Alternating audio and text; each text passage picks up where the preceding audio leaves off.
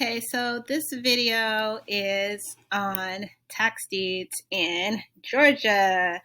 I actually was looking for overage lists, and the one thing I love about this business is that they go hand in hand. So if you are wanting to purchase tax deeds, which is properties, and you don't get the house, you can still do the overage. However, I'm looking for somebody in Georgia. I don't know where these areas are, but I just wanted to, this was like a really good list because, I mean, look, they're saying that these are houses for $700, $800.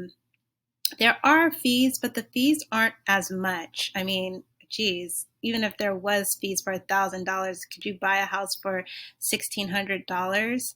Anyway, this is my video. Oh, and this auction is coming up for November 3rd, 2020. So I don't know if there's anybody that's on my Facebook or watching this YouTube. Please DM me if any of these areas look familiar to you. Hogansville, LaGrange, West Point.